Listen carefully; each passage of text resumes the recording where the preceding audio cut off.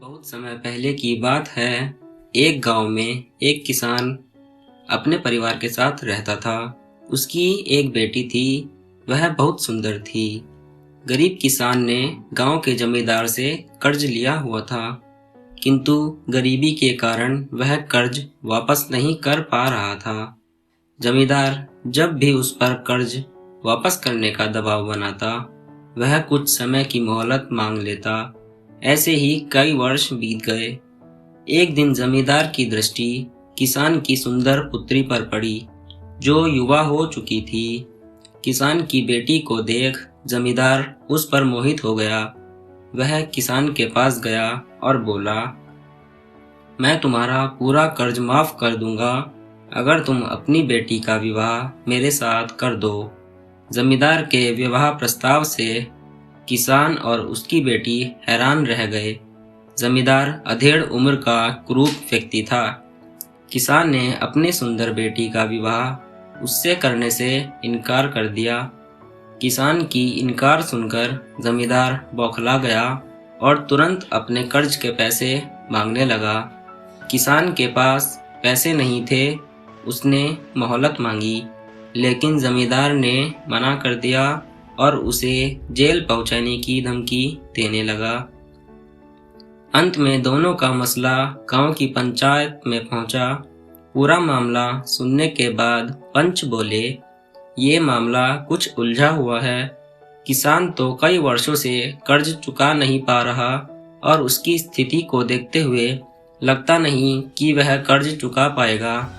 बेटी का विवाह वह जमींदार से करना नहीं चाहता। ऐसे में बहुत सोच विचार कर हम ये फैसला किसान की बेटी की किस्मत पर छोड़ते हैं। पंच आगे बोले, यहाँ जमीन पर काले और सफेद कंकड़ पड़े हुए हैं। जमींदार इन कंकड़ों में से 2 कंकड़ उठाकर 2 थैलों में रखेगा। किसान की बेटी को बिना देखे उन थैलों में से कंकड़ निकालना होगा। यदि वह काला कंकड़ निकालती है तो उसे जमींदार से शादी करनी पड़ेगी और किसान का कर्ज माफ कर दिया जाएगा। यदि वह सफेद कंकड़ निकालती है तो उसे जमींदार से शादी करनी पड़ेगी और किसान का कर्ज भी माफ कर दिया जाएगा। यदि वह कंकड़ निकालने से इनकार करती है तो किसान को जेल में डाल दिया जाएगा। पंचायत का फैसला सुनकर किसान और उसकी बेटी चिंता में पड़ गए। किसान तो सिर पकड़कर बैठ गया। इधर जमींदार ने जमीन में पड़े कंकड़ उठाकर थैली में डाल दिए। जब जमींदार कंकड़ उठा रहा था तो किसान की बेटी ने देख लिया कि उसने सबकी आंखों में धूल झोंककर दोनों काले कंकड़ ही उठाए हैं। अब किसान की बेटी किसी भी थैले से कंकड़ निकालती, वह काले रंग का ही होता। जमींदार इतना धूर्त होगा ये उसने सोचा नहीं था, लेकिन उसे किसी भी हाल में इस मुसीबत से बाहर निकलना था। वह अपना दिमाग दौड़ाने लगी। उसके सामने 3 विकल्प थे। थैली में से कंकड़ निकालने से मना कर दे और पिता को जेल जाने दे। थैली में से कंकड़ निकाले और चुपचाप जमींदार से शादी कर ले। पंचों को जमींदार की धूर्तता के बारे में बता दे। तीसरा विकल्प उसे ठीक लगा, लेकिन पंचों को बताने पर भी इस मुसीबत से छुटकारा नहीं मिलता। पंच जमींदार से कंकड़ बदलवा लेते और अंत में निर्णय उसकी किस्मत पर ही निर्भर करता। वह ऐसा उपाय सोचने लगी जिससे उसे पंचों को कुछ कहना भी ना पड़े और वह जमींदार से शादी करने से बच भी जाए। एक उपाय उसके दिमाग में आ ही गया। वह आगे बढ़ी और जमींदार की थैली में से एक कंकड़ निकाला, लेकिन उसे देखे बिना ही जमीन में गिरा दिया। जमीन में गिरकर वह कंकड़ अन्य कंकड़ों में जा मिला।